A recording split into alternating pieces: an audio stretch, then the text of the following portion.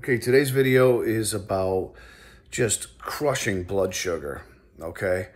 And believe it, I had to battle for years with trying to stay out of becoming diabetic from being pre-diabetic, diagnosed diabetic. So, over time, here's the reasons why you want to do this immediately. Over time, it'll destroy your organs. There's no doubt about that. I've got a little piece of paper here I'm just reading some notes from. Blood sugar higher, it raises your chances for dementia as you progress in age, especially. It definitely, the pain and neuropathy that goes with it will floor you. It's horrible. I've known people personally that deal with this, and even some relatives, and you don't live very long once you are diagnosed, and the years you do have left are not quality years. Let's just put it that way, right? You want to age with some grace.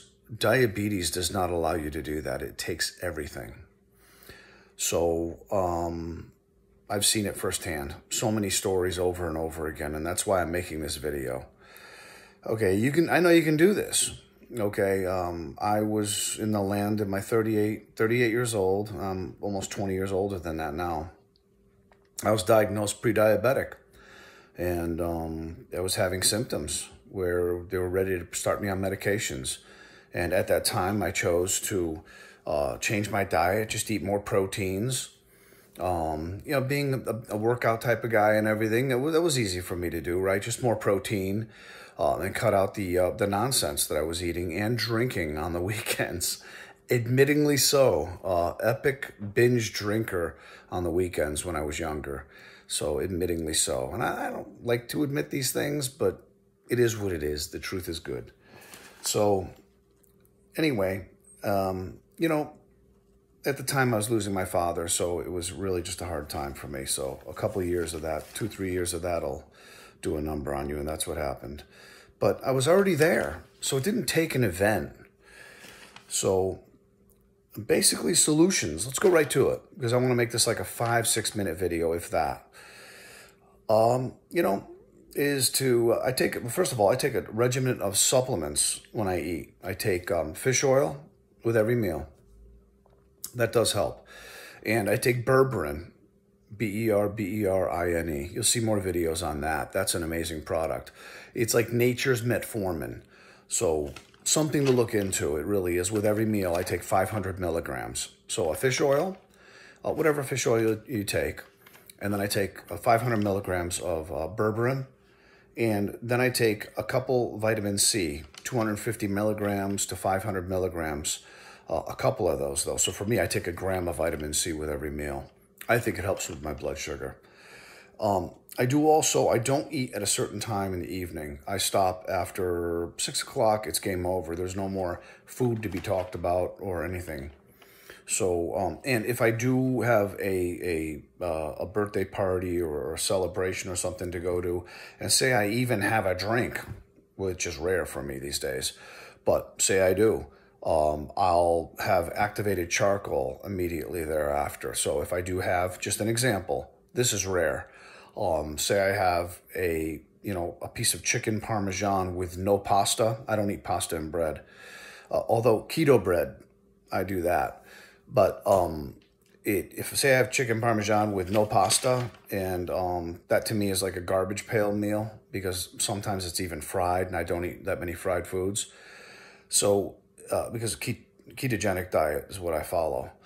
Kind of bouncing around here, but I think you're getting the message that what you need to do. To get these blood sugars down, you need to get rid of the carbohydrates in your body, get rid of the sugars in your body, and you need to immediately start thinking about ways to absolve yourself of these meals.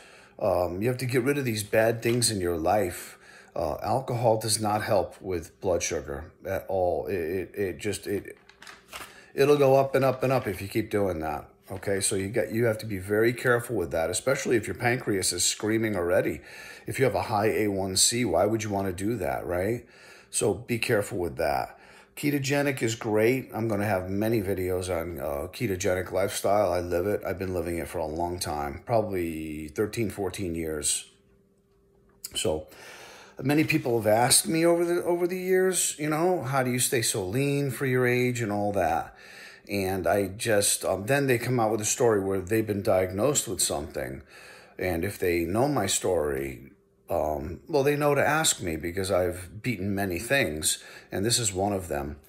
The weird thing about my situation with blood sugar is the doctor said it could be, for me, even worse because of my metabolic situation. I'm not playing anybody else's situation down. If you have high blood sugar, that ain't good. Let's get it down immediate. That would be my attitude. You got to fight a little bit, right? Or you want to be very sick. So long story short, the metabolic type syndrome from Lyme disease can open up. That's my situation personally. I have a very severe chronic illness. Lyme disease and co-infections can open up metabolic syndromes and different things. And I've been told this by a few doctors. And in the beginning, I didn't believe all that. I thought, come on, that's it. Everything revolves. You get Lyme disease opens up everything. You'd be very surprised. So, including hormones, it messes with everything, okay? So I have no choice but to fly straight with diet and getting the proper amount of exercise. And, you know, but the weird part is people would look at someone like me and say, wow, you're almost pushing 60, really? I mean, I'm going to be 58 in, I think, a month.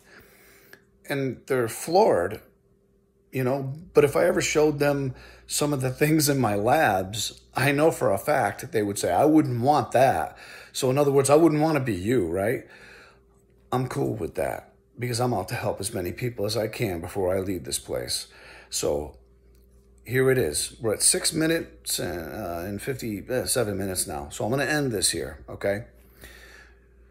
If you're fighting from diabetes, or you just found out you're pre-diabetic, you're going to start doing some of these things immediate, and you're going to stop eating the garbage immediately. You're going to start eating more proteins, more healthy proteins, more fish, more beef, believe it or not, unless you have a kidney issue. You gotta be careful with that. More chicken, vegetables, not too many.